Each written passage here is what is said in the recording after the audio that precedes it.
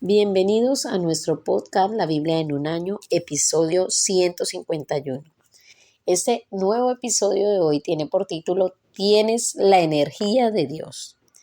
El mundo se está quedando sin energía, se acaba el petróleo, el carbón, el gas y todo lo demás. ¿Cómo podemos garantizar suministros de energía suficientes para mantener la vida? ¿Dónde encontraremos esta energía? Estamos buscando ansiosamente el poder de lo alto, tratando de aprovechar el sol casi ilimitado.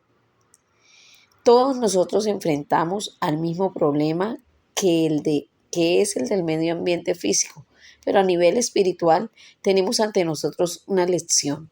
Buscamos la energía que necesitamos en nosotros mismos y en los recursos de nuestra inteligencia y nuestro espíritu emprendedor, o la buscamos de lo alto, del Cristo resucitado, el sol de la justicia. En los pasajes de hoy vemos algo acerca de la magnitud de la energía, poder y fuerza de Dios. Mientras que en un nivel físico luchamos para aprovechar incluso una fracción del poder del sol, Dios te ha dado acceso completo a su energía ilimitada a través de la resurrección de Jesús y el don del Espíritu Santo. Vamos a estar leyendo Salmo 68, versículos del 28 al 35. Vamos a estar leyendo en la Nueva Traducción Viviente, Salmo 68, del 28 al 35. Dice así la palabra de Dios. Oh Dios, haz que tu poder se presente, despliega tu poder, oh Dios, como lo has hecho en el pasado. Los reyes de la tierra traen tributo a tu templo en Jerusalén. Reprende a estas naciones enemigas y a estos animales salvajes que acechan entre los juncos. A esta manada de toros en medio de los becerros más débiles. Hazlos traer barras de plata como humilde tributo. Dispersa a las naciones que se deleitan en la guerra. Que Egipto venga con regalos de metales preciosos. Que Etiopía le lleve tributo a Dios. Canten a Dios, reinos de toda la tierra. Canten alabanzas al Señor. Canten al que cabalga por los cielos antiguos. Su poderosa voz truena desde los cielos. Cuéntales a todos acerca del poder de Dios. Su majestad brilla sobre Israel. Su fuerza es poderosa en los cielos. Dios imponente en su santuario. El Dios de Israel le da poder y fuerza a su pueblo. Alabado sea Dios. Qué hermoso salmo podemos encontrar en este pasaje. Y el primer punto que vamos a ver en nuestro devocional, según el pasaje del Salmo 68, 28 al 35, es ¿de dónde viene? ¿De dónde viene? Es la pregunta en este primer punto.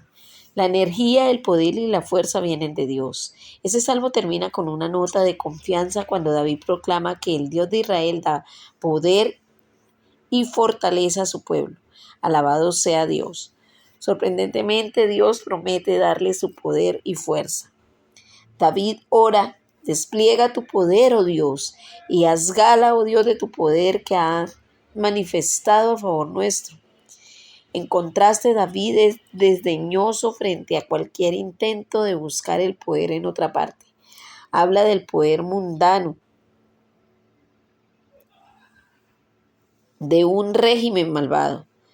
Haz que humillada te lleve barras de plata, dispersa las naciones belicosas. Sin embargo, él sabe que en última instancia tal poder se someterá a Dios.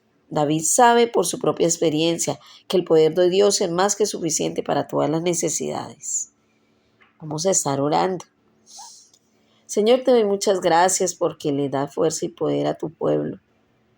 Nos das fuerza y poder a cada uno de nosotros cuando nos encontramos en debilidad, Señor. Tú eres nuestra fuerza, tú eres nuestro escudo en todas nuestras tribulaciones, nuestro pronto auxilio en todas las tribulaciones. Gracias, Señor, por llenarnos hoy de tu energía, poder y fuerza.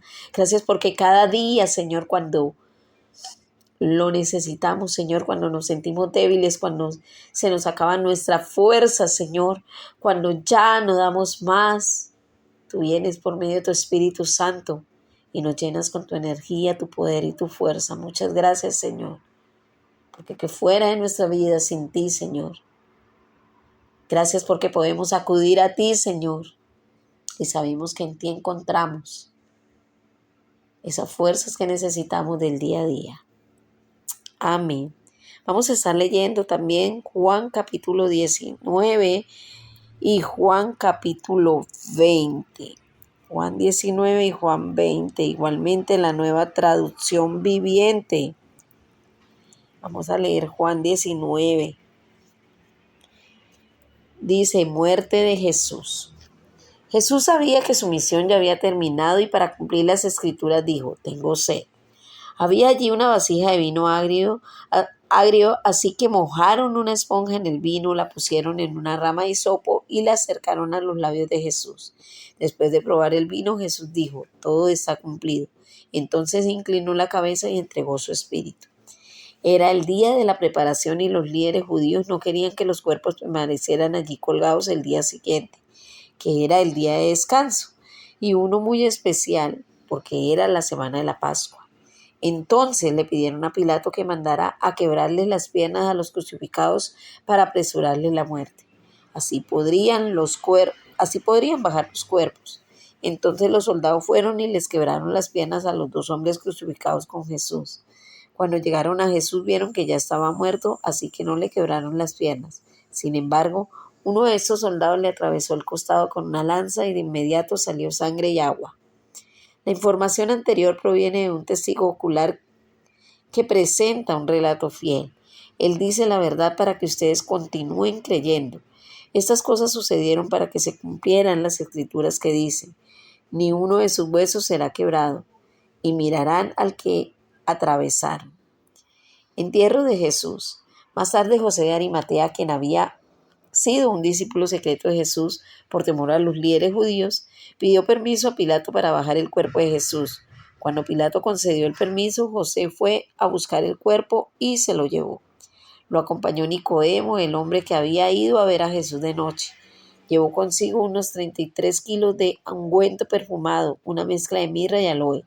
De acuerdo con la costumbre de los entierros judíos, envolvieron el cuerpo de Jesús untado con las especies en largos lienzos de lino. El lugar de la crucifixión estaba cerca de un huerto donde había una tumba nueva que nunca se había usado, y como era el día de la preparación para la Pascua judía y la tumba estaba cerca, pusieron a Jesús allí. Vamos a leer también Juan 20, en la Nueva Traducción Viviente. Dice, la resurrección. El domingo por la mañana temprano, mientras aún estaba oscuro, María Magdalena llegó a la tumba y vio que había rodeado la piedra de la entrada. Corrió y se encontró con Simón Pedro y con el que habían rodado la piedra de la entrada, Corrió y se encontró con Simón Pedro y con el otro discípulo a quien Jesús amaba. Les dijo, sacaron de la tumba el cuerpo del Señor y no sabemos dónde lo pusieron. Pedro y el otro discípulo que se dirigieron a la tumba. Ambos iban corriendo, pero el otro discípulo corrió más aprisa que Pedro y llegó primero a la tumba. Se agachó a mirar adentro y vio los lienzos de lino apoyados allí, pero no entró. Luego llegó Simón Pedro y entró en la tumba. Él también notó los lienzos de lino allí, pero el lienzo que había cubierto la cabeza de Jesús estaba doblado y colocado aparte de las otras tiras. Entonces el discípulo que había llegado primero a la tumba también entró y vio y creyó, porque hasta ese momento aún no habían entendido las escrituras que decían que Jesús tenía que resucitar de los muertos. Después, cada uno se fue a su casa. Vamos a leer qué nos quiere enseñar el Señor por medio de este devocional en Juan capítulo 20 y Juan capítulo 19. El segundo punto que vamos a ver es ¿a qué se parece? Esa es la pregunta, ¿a qué se parece? Dios te da la misma energía, fuerza y poder que usó para levantar a Jesús de los muertos. Recuerdo una ocasión en la que estaba hablando en un encuentro de líderes de la iglesia. Había estado hablando durante varias horas cada día y me sentía completamente exhausto y agotado. Durante una pausa sucedió que abrí la traducción de la Biblia de el mensaje en Efesios capítulo 1, versículos 19 al 20. el derroche de la prodigalidad absoluta de su obra en nosotros quienes confiamos en Él, energía sin límite, fuerza ilimitada, toda esta energía emana de Cristo. Dios lo resucitó de los muertos. Me sentí reenergizado desde lo alto. En este pasaje, Juan enfatiza que Jesús verdaderamente murió cuando Él había terminado. Juan 19, 28, la parte A. El trabajo se le encomendó cumpliendo así la escritura. Versículo 28, la parte B. Clamó, todo se ha cumplido. Luego inclinó la cabeza y entregó. En griego, paradoken, el espíritu. Su último acto es dar el don del espíritu. Él exhala su espíritu como más tarde Él soplará sobre sus discípulos dándole también su espíritu. La muerte por la crucifixión podría acelerarse rompiéndole las piernas al reo. En caso de Jesús, esto no fue necesario, pues ya estaba muerto. Versículo 33. Sino que uno de los soldados le abrió el costado con una lanza y al instante le brotó sangre y agua. Versículo 34. Al morir, el coágulo y el suero de la sangre se separan, pareciendo sangre y agua. Juan da una buena prueba médica que aclara que Jesús estaba verdaderamente muerto. Puede ser que ya en aquella época hubiese gente que argumentara que Jesús no murió realmente, sino que solo pareció estar muerto. Esta visión llegó a ser conocida como el docetismo. Mahoma fue influido por las opiniones docetistas. El Corán dice, siendo así que no le mataron ni le crucificaron, sino que les pareció así. Juan enfatiza que Jesús murió realmente y aporta pruebas fisiológicas.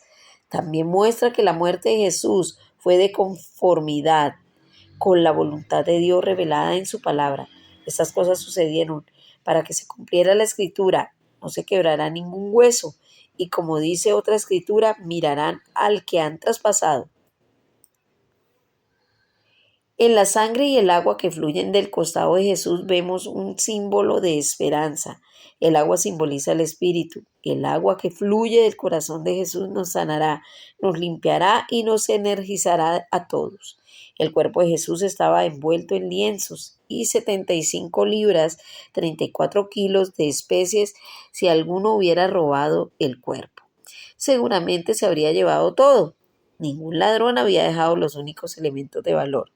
Jesús ciertamente no podría haberse quitado los lienzos por sí mismo, humanamente hablando.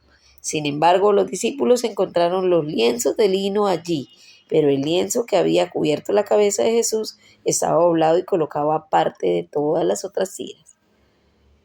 William Temple es arzobispo de Canterbury, señaló que el lenguaje utilizado es extraordinariamente vivido, tanto que ninguna inventiva podría concebirlo jamás, ni la más creativa de las imaginaciones sería capaz de fabricarlo. Con aquellas pruebas no es de extrañar que cuando los discípulos vieron, creyeron. En aquel punto nadie había visto todavía a Jesús resucitado. Sin embargo, la prueba del estado de la tumba y la ausencia del cuerpo de Jesús fueron suficientes para convencerlos de la resurrección. Ellos habían creído que Jesús era el Mesías antes, pero esto era diferente. Ellos vieron y creyeron que el poder y la energía de Dios había resucitado a Jesús de entre los muertos. Jesús estaba vivo otra vez. Era un sol inesperado. El invierno había terminado, la primavera había llegado. Cuando el Nuevo Testamento habla del amor de Dios, todo se centra en la cruz. Cuando el Nuevo Testamento habla de la energía, el poder y la fuerza de Dios, el centro de la resurrección, pensamos en Efesios capítulo 1, 19 al 20. Pensamos con razón que el poder le pertenece a Dios. Sin embargo, olvidamos tan fácilmente que el poder de Dios es también de nosotros los creyentes. El mismo poder y la misma energía que resucitó a Jesucristo de entre los muertos vive ahora en ti. Sí, Señor. La palabra de Dios dice, y recibiréis poder cuando haya venido sobre vosotros el Espíritu Santo. Vamos a orar. Señor, gracias por tu extraordinario amor, porque estabas dispuesto a morir por mí. Gracias por tu resurrección y por ese mismo poder. Y por ese poder, porque por este mismo poder ahora vive en mí. Te ruego que me llenes hoy de esa energía para poder también dar a otros de lo que tú me has dado a mí, Señor. En el nombre de Jesús. Vamos a estar leyendo primer libro de Samuel 29, primer libro de Samuel 30 y primer libro de Samuel 31. La nueva traducción viviente. Primer libro de Samuel 29 dice: los filisteos rechazan a David. Todo el ejército filisteo se movilizó en Afed y los israelitas acamparon junto al manantial de Jerred. Mientras los gobernantes filisteos dirigían a sus tropas en grupos de 100, de 1000, David y sus hombres marcharon por la retaguardia con el rey Aquís. Pero los comandantes filisteos reclamaron: ¿qué hacen aquí estos hebreos? Y Aquís les dijo: este es David, el siervo de Saúl, rey de Israel. Él ha estado conmigo por años y no se ha encontrado en él ninguna falta desde que llegó el día de hoy. Pero los comandantes filisteos se enojaron. Envíalo de vuelta a la ciudad que le diste. Le exigieron: no puede ir con nosotros a la batalla. Y si se vuelve contra nosotros durante la batalla y se convierte en nuestro adversario, ¿qué mejor manera de reconciliarse con su amo que entregándole nuestras cabezas? ¿No es este el mismo David por quien las mujeres de Israel cantan en sus danzas? Saúl mató a sus miles y David a sus 10,000. Así que Aquís finalmente mandó traer a David y le dijo: juro por el Señor que has sido aliado confiable. Pienso que debes ir conmigo a la batalla porque no he encontrado una sola falla en ti desde que llegaste hasta el día de hoy. Pero los demás gobernantes filisteos no quieren oír del tema. Por favor, no los inquietes y regresa sin llamar la atención. ¿Qué has hecho para merecer esto?, preguntó David. ¿Qué ha encontrado en su siervo para que no pueda ir y pelear contra los enemigos de mi señor el rey? Pero Aquís insistió: en lo que a mí respecta, eres tan perfecto como el ángel de Dios. Pero los comandantes filisteos tienen miedo e insisten en que los acompañen en la batalla. Ahora levántate temprano en la mañana y vete con tus hombres en cuanto amanezca. Entonces David y sus hombres regresaron a la tierra de los filisteos, mientras que el ejército filisteo avanzó hasta Jezreel. Vamos a estar leyendo primer libro de Samuel 30, la nueva traducción viviente. David destruye a los amalecitas. 3 días después, cuando David y sus hombres llegaron a la casa en la ciudad de Siclán, encontraron que los amalecitas habían asaltado a El Negueb y Siclán. Habían destruido Siclán y la habían quemado hasta reducirla a cenizas. Se habían llevado a las mujeres y a los niños y a todos los demás, pero sin matar a nadie. Cuando David y sus hombres vieron las ruinas y se dieron cuenta de lo que les había sucedido a sus familias, lloraron a más no poder. Las 2 esposas de David, Aminoam de Jezreel y Abigail, la viuda de Nabal de Carmelo, estaban entre las que fueron capturadas. David se encontraba en gran peligro porque todos sus hombres estaban muy resentidos por haber perdido a sus hijas e hijos y comenzaron a hablar acerca de apedrearlo. Pero David encontró fuerzas en el Señor su Dios. Entonces le dijo a Abiatar el sacerdote: tráeme el efod. Así que Abiatar lo trajo y David le preguntó al Señor: ¿debo perseguir esta banda de saqueadores? ¿Los atraparé? Y el Señor le dijo: sí, persígalos. Recuperarás todo lo que te han quitado. De modo que David y sus 600 hombres salieron y llegaron al arroyo de Besor. Pero 200 de ellos estaban demasiado cansados para cruzar el arroyo, por lo que David continuó la persecución con 400 hombres. En el camino encontraron a un egipcio en un campo y lo llevaron a David, y le dieron pan para comer y agua para beber. También le dieron parte del pastel de higos y 2 racimos de pasas, porque no habían comido ni bebido durante 3 días y 3 noches. Al poco tiempo recobró sus fuerzas. ¿A quién le perteneces y dónde vives?, le preguntó David. Soy egipcio, esclavo de una malecita, respondió. Mi amo me abandonó hace 3 días porque yo estaba enfermo. Regresamos de asaltar a los cereteos en el Neguev, en el territorio de Judá y la tierra de Caleb, y acabamos de incendiar Siclag. ¿Me guiarás a esa banda de saqueadores?, preguntó David. El joven contestó, si haces un juramento en el nombre de Dios, que no me matarás ni me volverás a mi amo, entonces te guiaré hacia ellos. Así que guió a David hasta los amalecitas y los encontraron dispersos por los campos comiendo y bebiendo y bailando con alegría por el enorme botín que habían tomado de los filisteos y de la tierra de Judá. Entonces David y sus hombres se lanzaron contra ellos y los mataron durante toda la noche y durante todo el día siguiente hasta la tarde. Ninguno de los amalecitas escapó, excepto 400 jóvenes que huyeron en camellos. Así que David recuperó todo lo que los amalecitas habían tomado y rescató a sus 2 esposas. No faltaba nada, fuera grande o pequeño, hija o hijo, ni ninguna otra cosa que se habían llevado. David regresó con todo. También recuperó los rebaños y las manadas de sus hombres. Y sus hombres lo arrearon delante de los demás animales. Este botín le pertenece a David, dijeron.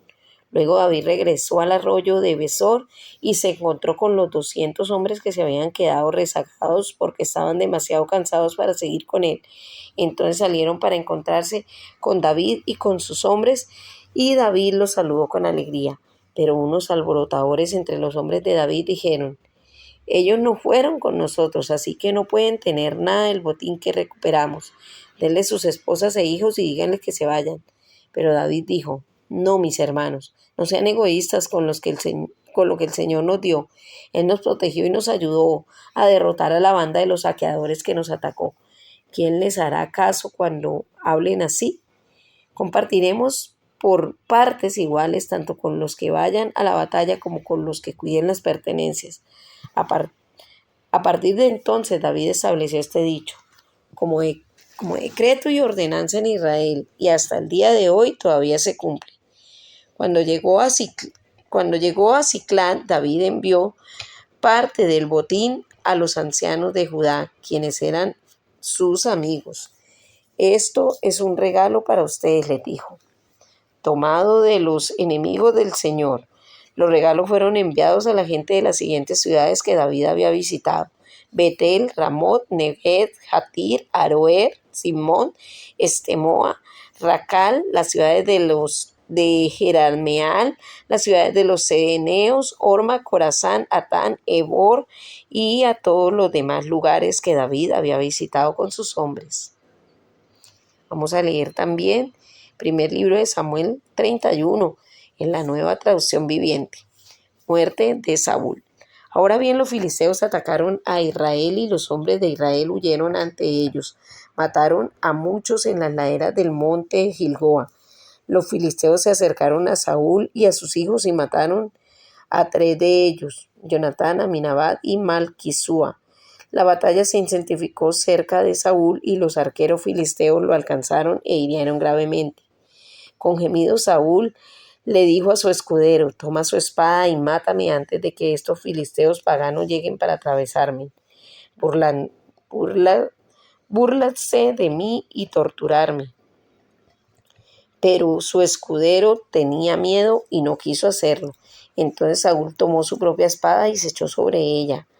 Cuando el escudero vio que Saúl estaba muerto, se echó sobre su propia espada y murió junto al rey. Así que Saúl, sus 3 hijos, su escudero y sus tropas murieron juntos en ese día. Cuando los de Israel cuando los israelitas se encontraban al otro lado del valle de Jezreel y más allá del Jordán, vieron que el ejército israelita había huido y que Saúl y sus hijos estaban muertos, abandonaron sus ciudades y huyeron. Entonces los filisteos entraron y ocuparon sus ciudades.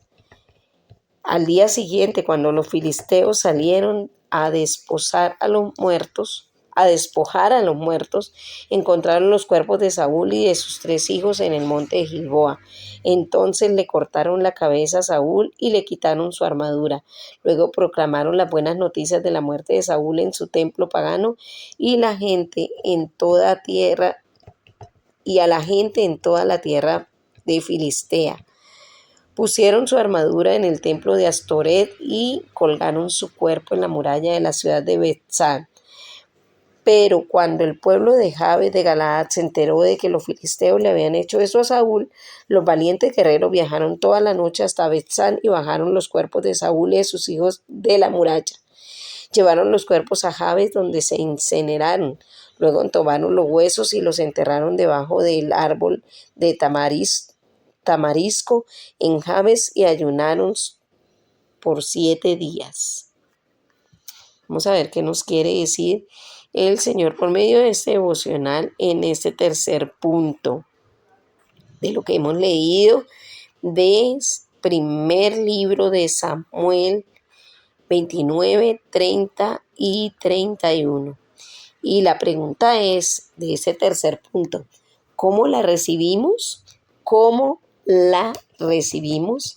¿Alguna vez te has sentido agotado en un punto bajo sin saber cómo vas a ser capaz de asumir todos estos problemas que enfrentas? Aquellos fueron tiempos terribles para el pueblo de Dios. David había alcanzado un punto bajo en su vida, tanto que estaba cerca de luchar contra los filisteos cerca de luchar con los filisteos en contra de Israel. Pero entonces hasta los filisteos decidieron que no lo querían. Él regresa y encuentra que los amalecitas habían capturado a las esposas y las hijas de los hombres. El resultado es una explosiva mezcla de dolor y ira. Toda la compañía estaba angustiada por lo que había sucedido y los seguidores de David lo culparon amenazándolo con apedrearlo. Pero en medio de todos los problemas, David cobró ánimo y puso su confianza en el Señor Dios de Israel. Este fue el momento decisivo en la vida de David. Aquellos que como David se habían dirigido a Dios en sus más profundas angustias se han llenado de asombro repentinamente ante la rapidez con la que él había podido cambiar su suerte.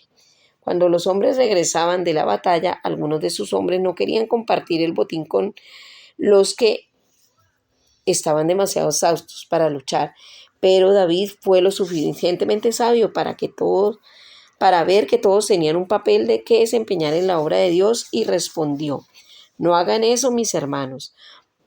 Del botín participan tanto los que se quedan cuidando del bagaje como los que van a la batalla. Aquellos que hacen el trabajo menos vistoso son tan importantes como aquellos que salen en los titulares de los periódicos. Al leer cómo mueren Saúl y sus hijos, quedan claro que en qué mundo brutal vivieron. Saúl se quita la vida para evitar que abusaran de él como lo hicieron con Sansón. Tuvo que significar mucho para David enfrentar tales peligros y barbaries para fortalecerse con confianza en el Señor su Dios. Sigue el ejemplo de David. Pasa tiempo con Dios fortaleciéndote, siendo reenergizado y confiando en Él sinceramente, confiando en Dios sinceramente, creyendo que Él está en ti por su Espíritu y creyendo que puedes hacer todo lo que necesitas hacer a través de Él. Vamos a orar. Señor, gracias porque ya sé que estamos en nuestro punto más bajo o nos enfrentamos a grandes pruebas y desafíos o simplemente afrontamos las luchas ordinarias de la vida. Todos podemos encontrar fuerzas y energías en ti, Señor Jesucristo, y te damos gracias. Hoy en estos momentos que estamos pasando también de desafíos en cuanto a la persona que va, Señor, a gobernar Colombia, oramos también para que tú nos ayudes y pongas reyes, Señor. pongas las personas que tú desees que estén allí gobernando, Señor. Tú eres nuestro escudo, tú eres nuestra fuerza, tú eres quien nos da los desafíos, pero también nos ayudas a luchar, Señor, por ellos. Por eso pedimos, hoy venimos delante de ti y pedimos, Señor, porque sea tu voluntad en medio de esta crisis, Señor, que está presentando Colombia, para que tú seas la ayuda, Señor, para que tú seas nuestro Salvador y mandes a la persona, Señor, que pueda ayudar a esta nuestra amada Colombia a salir adelante. En el nombre de Cristo Jesús. La pastora Pipa añade, Juan 19:39, es tan bueno ver a Nicodemo de nuevo y a continuación su historia. Su conversión original con Jesús en Juan 3, que tuvo que tener el impacto enorme en él. Podría haber sido una conversación de una sola vez, pero aquí lo vemos recogiendo el cuerpo de Jesús después de haber comprado con costo 75 libras, 34 kilos de mirra y aloes. Nunca sabes el impacto que puede tener una conversación con alguien. Así es. Bueno, hemos acabado nuestro devocional, acordándonos que este devocional fue escrito por el pastor Nicky Gumbel y la pastora Pipa de Gumbel de la iglesia HTV en Londres, y la voz que dio vida a este devocional fue la voz de Angélica Rojas.